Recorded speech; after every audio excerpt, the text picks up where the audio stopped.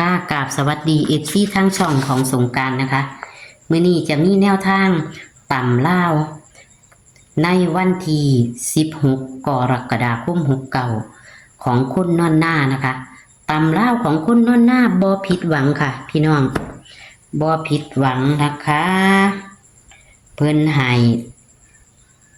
แล้วก็กอดข้อกันมาอีกต่างหากพี่น้องเบิ่งแหน่กอดข้อกันมาตรงคือ93เพิ่นจับให้39ค่ะพี่น้องเบิ่งค่ะออกตัวกลับเป็น93แต่ว่าเลขที่กอดข้อนะถ้าจับเอาเข้า93ตรงๆเลยค่ะบ่ผิดหวังค่ะตำลาวชั่วโมงที่ผ่านมาคุณนอนหน้าสุดยอดค่ะเลขกอดข้อเพิ่นนี่ติดกันมาหลายมือแล้วนะคะพี่น้อง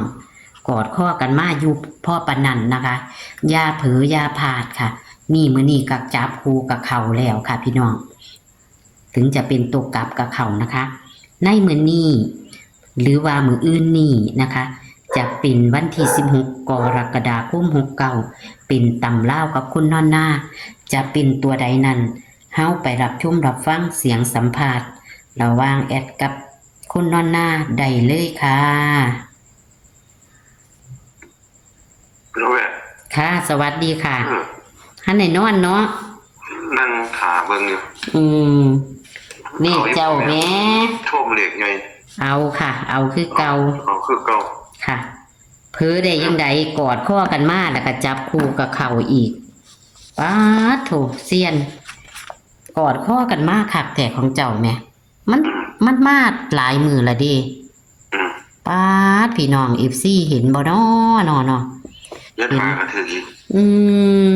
วันว่านั่นก็เป็นหอยหาแม่น75ก็มาอีกแม่กอดข้อกันมาลืมเบิ่งเบิดตัวนี้พี่น้องถือถึงแล้ววันเขาจับเบิ่งแน่เอาไปเป็นเน้นมันมีเก่า3-3เก่าบ่แม่มี3เก่าแล้วค่ะ3เก่าเจ้าจับให้3เก่าคือเขาอยู่ค่ะคือเขา1หา1เนื้อค่ะโอ้ยนอมาแล้วแต่อยู่บ่ได้มันก็กอดข้อกันมาทุกมือจับเอาเด้อพี่น้องเอ้ยเป็นกำลังใจให้เซียนนำเด้อค่ะคนนอนหน้าอย่าถิ่มอย่าปะ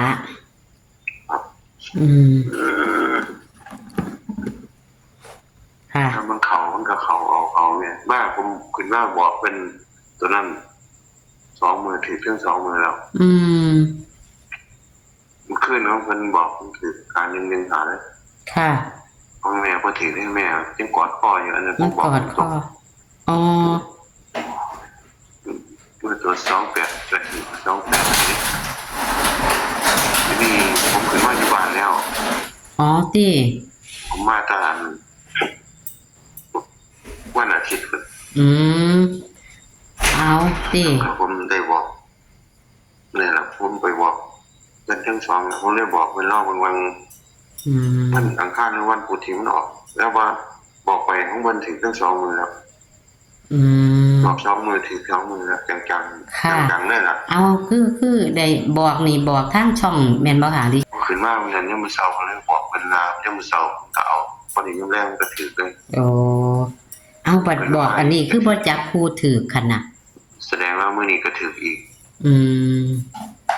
แสดงว่า3 มือก็ถือเครื่อง3 มือผมบอกมันไปค่ะโอ้ยแสดงว่าดวงสมพงษ์กันตัวน่ะเนาะพอเอาผมก็ยังเราเคยบอกเพิ่นจนดังจนผมได้เงินมากหลายแล้วค่ะบอกเพิ่นโดดค่ะบ่เป็นหยังบอกเลยช่องทางของเพิ่นหูจักหลายผมมาอยู่บ้านก็ยังต้องบอกมันจะถือเลยที่แม่มามื้อนึงบอกของเพิ่นตรงของแม่ก็กอดพ่อมาตลอดค่ะแต่มันก็บ่มีจักเที่ยค่ะถึงเก่งเฮาบ่ผิดมันก็กอดข้ออยู่ตลอดค่ะแต่ผมประเด็นตอนนั้นจังว่านี่1หาบ่ได้เน้นให้แม่ได้ล่ะแม่มาแม่นค่ะอยู่นำแม่บ่มีแต่มันกอดข้อกันมันมีแต่กอดข้อค่ะแต่ผมว่านึงผมก็เลยเน้นเรื่องนั้นก็มีมันก็ถือยังมาคืนมื้อนี้ผมก็บอกเขาตัวเดียวมันก็ถือคือเขาผมบ่ได้บอก ตกเจ็ดหาครับผมมีแต่บอกแม่ว่ามันหอยหา ค่ะ แต่ว่าของแม่ไม่ได้ถือทั้งบนทั้งล่าง ค่ะ ถ้าเอาไปใส่บักขาน้ำนะ ค่ะ เพราะว่าบักเก่าทางมันอยู่นอกรอบแต่ว่าผมเน้นบักเก่ามันต้องติดบักเก่าเป็นเมืองเด็กให้เขาเท่าไรวะ จากบ่ได้เข้าเบิ่งค่ะ ยุงขนาดเลยค่ะมื้อนี้ 8252ห้าเพิ่นเบิ่ง ค่ะ ห้าเพิ่นครูบ่บอกเด็กให้ห้าเพิ่นเบิ่งเขาเก่าไว้ไปเลย ค่ะ วิ่งตัวใดก่อนค่ะ ครับ3 4 5แม่ 3 4โอ้ยเนาะของข่อยก็เด้ 3 4 5ค่ะ3 4 5ครับ0 2 6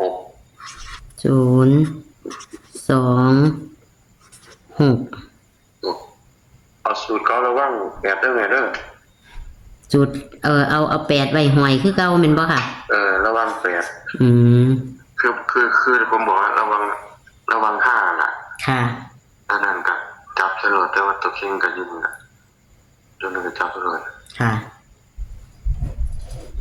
2 หาแม่ 25 6 3 6 4 63 64 6 2 62 7 3 73 7 4 74ครับมันจักตัวแล้ว 6ตัวค่ะ 6ตัวแล้วกันจัก2คู่เนาะ ค่ะกันได้ค่ะ ไปเบิ่งกับกันให้80 86เนี่ย 80 86ครับเป็นตัวกันเฮา ค่ะ ถ้าว่านั้นก็คือสไตล์เก่านะแม่เนาะ แมนค่ะ มันบ่ผ่านดอก นี่มันก็บ่ผ่านมันสิอยู่หั่นน่ะ ค่ะ เราคือเอาบักเก่งนี่ล่ะจับใส่ซุ่มนั้นโลด ตัวนิ่นตัวใดค่ะ ตัวนี้ผมสิเน้นบัก3เนี่ย 3รอง5 ค่ะ 63 73 63 73ค่ะ ครับจากนั้นก็ติด25นะตัวว่าตัวรอง5ค่ะ ครับ ก็เลย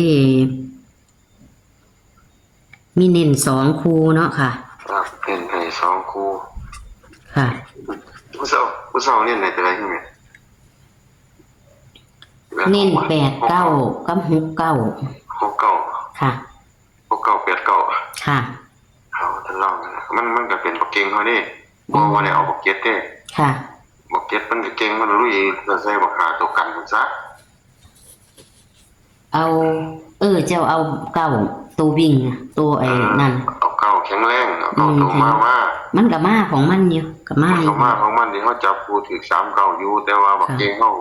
6989ค่ะ มันเลยบ่เป็นมันก็ไปเป็นบักเก็ตมันก็ลุยใส่บัก มาหา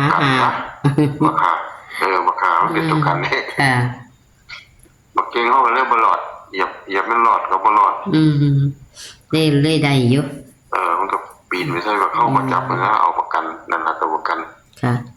วันนี้ก็กัน8ได้แม่แต่ว่าจับให้เป็นตัวกันนี่หรอก ค่ะ38 48 58นั่นล่ะคันที่นำมันไปใส่แต่ว่า8มันกองอยู่ทั้งบักเก่า3ผมก็เลยเอาใส่ ค่ะ8086ให้เป็นตัวกันเพราะว่าถ้ามันเป็นคือบักหา ค่ะ บักหามันมาเป็นตัวกันเฮาซื้อว่าซั่น มาเป็นตัวกันมันก็ยังจับคู่ยังนั่นอยู่ กองอยู่หั่นเด้มันกองอยู่หั่นเด้มันก็จังละแม่ ยังมาได้อยู่ เอาหอยไว้นำซะว่าซั่นน่ะ ค่ะก็สิขอบคุณเด้อค่ะ ครับผู้เพิ่นผู้ย่างเฮาเพิ่นก็สินี่ดอก ค่ะ ดอกเพิ่นคอมเมนต์บ่เพิ่นติดตามจังไดบ่ ค่ะ แล้วก็เบิ่งไป ก็ขอบคุณให้เฮงๆปังๆลงไปอยู่บ้านแล้วก็ให้ถือหวยรวยเบอร์ ค่ะถึง ก็เบิ่งดำให้ดำหน้าเบิ่งก่อนแม่หามาจากมื้ออื่นมื้อคือไป ถึงรัฐบาลไทยเด้อมื้ออื่นนี่ถึงอันตำลาวเฮา 52กับ82ล่ะรัฐบาลไทยก็ได้อืมค่ะย้ำไปให้ละอีกบอกน้องแล้วล่ะบ่ฝันอีกเลยแม่ค่ะอ๋อโอ้ยยังไงยังบ่ฝันอีกเลยบ่ฝันก็บ่ว่าเอาเป็นอีหยังคือบ่ คิดเอาคำนวณเป็น ยังไงก็บ่ฝันอีกโอ้ยเหงือดไหลแต่เก่ามันก็มีโค้งสุดท้ายอันนี้บ่มี แต่ว่ามันก็ฝันเท่านั้นล่ะคือว่าเลขรถของลูกชายสิมาบ่อันที่ลงเป็นของตำลาวน่ะมันบ่เข้า ผมบ่ฝันได้เพียนี่ สิมาอะไรก็ บ่ฝันเขาบ่ฝัน อืมค่ะเอาจำนี่เนาะค่ะเนาะ ครับ ค่ะ ครับ สวัสดีค่ะ ครับขอบคุณครับ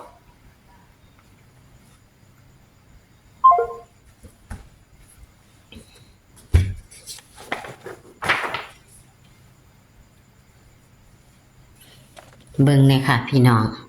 กอดข้อกันมาเทิง7 5เลย93อยู่ตรงกัน7 5มาเอากับตัวหาอยู่พี่ที่เพิ่นกันไว้เลยเข่า7 5พี่น้องแต่จับคู่เพิ่นกับเข่าอยู่3 9ออก93ก็ถือว่าเข่าเด้อค่ะพี่น้องออกตัวกลับก็ถือว่าเข่านะคะคนนอนหน้าก็เด้วันที่16 กรกฎาคม 69ตำล่าวค่ะเบิ่งแน่พี่น้องเขียนผิดดีอย่าว่ากันเด้อเบิ่งค่ะเพิ่นให้วิ่งเด่นโดด3พี่น้องให้มา3 4 5ตัวไตกับยาทิมยาปา0 2 6 8กอดข้อกันมาดีพี่น้องขันบ่เข้า